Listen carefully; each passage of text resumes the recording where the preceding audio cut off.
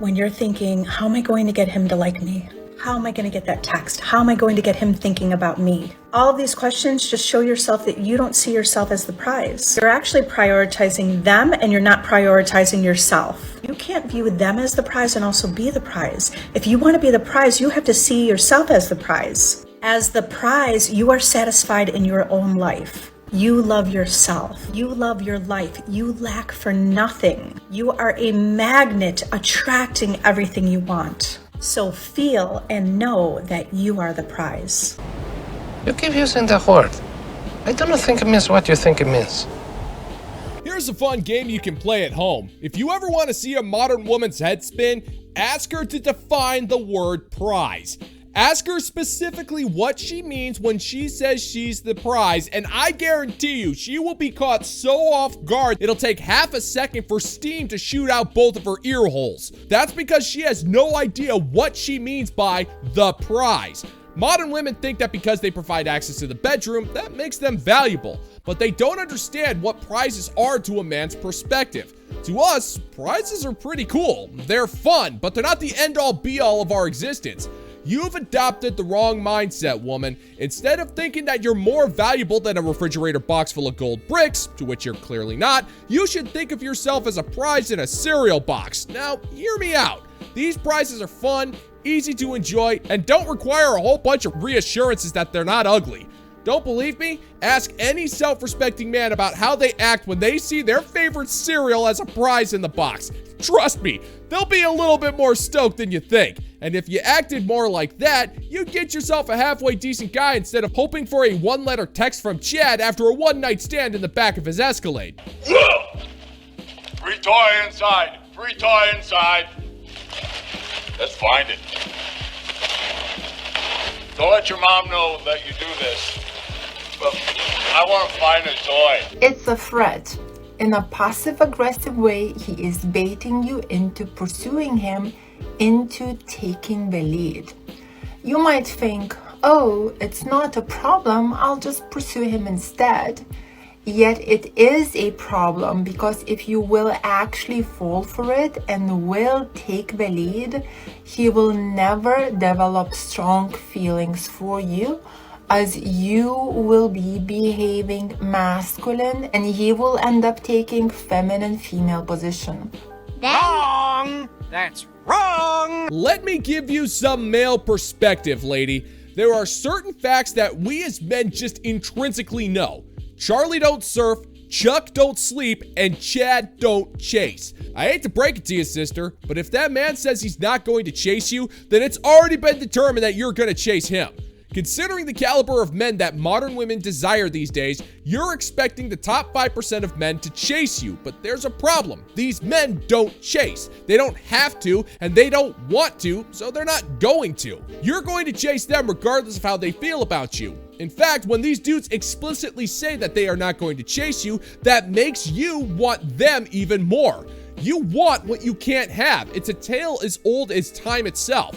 And considering you're clearly one thunderstorm away from an arthritis attack, you'll have plenty of time to get used to not getting what you want. So what do? Well, you can think to yourself that feminine men are not your type and to stop entertaining him in general, or keep dating him while still staying in your feminine without chasing him.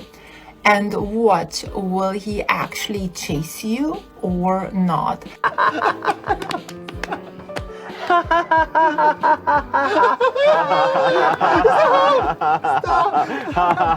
It is embarrassing that I have to explain this to you, woman, but in order for any of that drivel to make any sense, it implies that you are going out on multiple dates with a man that you have determined to be feminine. That's just not possible. If you are seeing a man that you think is feminine, it's not dating, it's exploitation. You want this man to buy you a meal, move your couch, or listen to you complain about how how Chad isn't chasing you.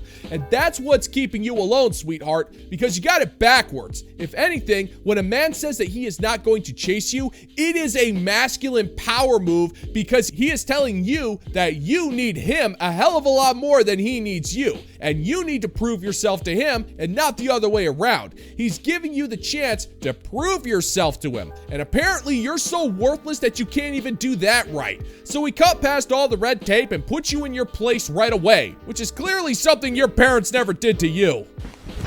Emotional damage. Okay, I need your opinion or your viewpoint because I just want to know. Okay, in the last few weeks, I've had multiple people tell me kind of the same thing, and I'm like, wait, what? Okay, like this is normal. Maybe this is normal and not enough people are talking about it. Maybe it's not normal. I don't know. But are you ready? Okay. What is your viewpoint on giving hall passes to your spouse or your very long-term girlfriend? But I feel like I've only heard it with spouses. What is your viewpoint on that? I want to know. So if you're not familiar with the hall pass, I don't know what to tell you, but I'll tell you something. Basically means that you can go other people if you have a hall pass. Would you do it? Would you let them do it? Is it worth keeping your marriage together to let them go with someone else?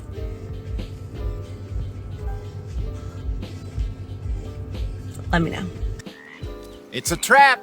Well, of course, it's probably a trap. Hall passes are for faking illnesses so you can get out of the math midterm, not for spouses. Whenever I hear the hall pass question, I always imagine someone trying to play basketball on a court made out of bear traps. The hoop is also a bear trap, and the ball is also made out of bear traps. It's just a question that's designed to create as much drama as possible. Regardless of how the man answers when asked this question, he's not only wrong, he is wrong to the point where his wife will question their marriage to the point where she will consider divorce. If he says that he wants a hall pass with a specific woman, then it's a slight against his wife. If he says he doesn't want or need one, then he's lying. And if he refuses to answer the question, then he's hiding something. It's just another example of the spousal Kobayashi Maru when it comes to the husband. It's a no-win scenario for that guy, and he did nothing wrong in the first place. However, when the wife is asked this question, she's allowed to answer in any way she wants without any form of repercussion. If she wants a hall pass to bang a celebrity, a billionaire, or her biker ex-boyfriend, then it's totally justified. And if her husband feels hurt by the answer, then it's just because he's insecure and controlling. So if the hall pass is ever brought up, there is only one answer to that question that I deem acceptable in any capacity. Get back in the kitchen. You're a millennial, just keep scrolling. I don't want your opinion on this question. If you're a Gen X woman or a boomer, tell me what you think about this. Tell me if you would say yes to this. I need to ask all of you this question.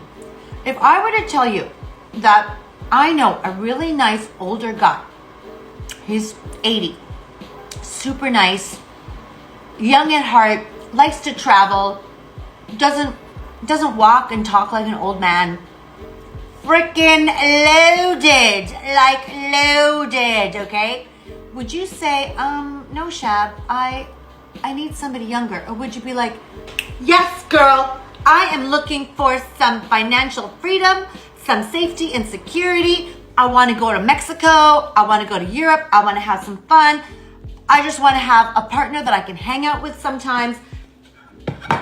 You know, what's the big deal? What's the big deal? What would your answer be? I want a party. I want a cookie. I want to stay up. I want me. Mine. Now. Woman, you are asking the wrong question here. Because much like you, your question doesn't matter. You can want all of the things under the sun, but there's a tiny snag in your question here. Let's say that this 80-year-old man is as filthy rich as you claim. Why should he settle for a Gen X or boomer chick when there's at least a dozen 20-year-old chicks out there who'd have no problem shacking up with him? Now, we'll get to your predatorial double standard in just a second, but let's face some good old-fashioned reality here. If a man works his entire life to amass a fortune, then why should he spend the rest of his golden years with some wrinkled up 60-year-old broad who's going to constantly be hounding him for trips to Mexico while rewriting his will to make sure that she gets at least 50% of the estate? At least with the younger chick, she'll at least pretend to be more respectful, and she'll be a lot tighter in every way imaginable, wink wink nudge nudge, and just for the cherry on top, she is going to smell significantly better. And your assumption that it's the woman who gets to choose this man for a relationship is just downright insulting, and it just goes to show that your idiocy mirrors your entitlement. It truly knows no bounds. I've become the unofficial matchmaker in my neighborhood. You got an 80-year-old grandpa that needs a girl? Send him my way. So I have some single friends. Some of them are like 55, some of them are like 65, and I was trying to set my friend up with this one guy, and he's about 80, okay? Super nice guy. He's really cute for 80, doesn't like act like an old man, doesn't walk like an old man, doesn't talk like an old man. So I say to my friend, just like meet the guy. He's a really nice guy. Bonus, he's freaking loaded. So I tell my girlfriend, just meet the guy. So she's like, okay. So she looks at him and she's like, I can't do it, Shab. I can't do it. And I'm like, what do you mean? Like, you're not gonna marry the guy? Like, just freaking meet the guy. Meet the guy. So she's like, Shab, I'm not sure I could be in love with him. And I'm like, love? Are we 20 years old? Like, seriously? I thought we were past all that. I thought we're looking for security. We're looking for a little bit of vacation. We're looking for a little bit of fun. When did romantic love come into this? Hello? Nobody cares what you think. Hey sister, I really would be bragging about being a matchmaker if I were you. In our circles, a matchmaker is just another word for an unmarried life failure. Now, you said it yourself. You tried to set up a 60-year-old woman with an 80-year-old man so you could vicariously live your gold-digging fantasy. But this is where you hit a snag because old women don't want to bang old men. If you knew anything about matchmaking, you'd actually know this. Old women want young stallions just as much as old men want young women. The only difference is when a woman does it, she's celebrated for being a cougar, and while a man is condemned for being a predatory pervert. And I love how you just automatically assume that this 80-year-old guy would totally be willing to go on a date with this woman who is crustier than he is. It almost sounds like you didn't even ask this guy for his own input before assuming that he'd be willing to open his checkbook for the first woman who opens her mouth to shove overpriced food down her gullet and try to bang him. My girlfriend was like, Shab, I don't think I can date this guy. I was like, really? Like, if I was single, I'd date the guy. If I was single, I would date the guy. I'm like, girl, you're looking for nub in all the wrong places. Like, I think this is the right place that you should be looking. This is a catch. This is a catch. Like, listen, I'm in my 50s. Those are the only types of guys that we know now. The guys that are established, well off, divorced maybe once or twice. Like, that's the norm. Like, listen, I know dating is hard. It's not easy. I have a ton of single people around me that tell me all the time how hard it is to date. It's hard. Tinder is hard. Bumble is hard. You know, going out on dates is hard. I get it. Listen, I'm not going to set up my 25-year-old daughter with a 75-year-old, but I'm saying if you're in your 50s, late 50s, what's 20 years? Is it a big deal? Is it? Tell me what you think. Your intellect is as weak as your dollar. Failure is your destiny. You disrespect yourself and your nation. You are made of stupid. Woman, you literally just answered your own question. Yes, it clearly is that big of a deal. Women who are in their 50s don't want older men because it reminds them of what they are, and that is old. They want to feel young and carefree like they did back when they were in their 20s. And these kinds of women want to be pursued and desired by the same kind of men that wanted them back when they had some value. And if they can't have that, they would rather be alone because they don't want to be with a man who's going to subconsciously remind them that they are past their prime and closer to the grave than they are to the cradle. Now, there is a time for finding a romantic relationship, and that's back when you actually had some eggs and your body wasn't 95% scar tissue. But what the hell do I know? I'm not a fancy unofficial matchmaker like you. I actually have a life.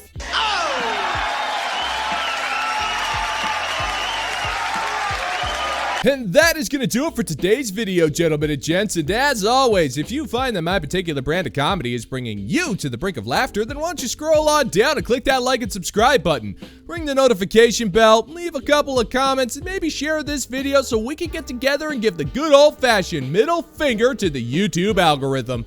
Thank you once again for checking out this new video, and until next time, peace out, homies.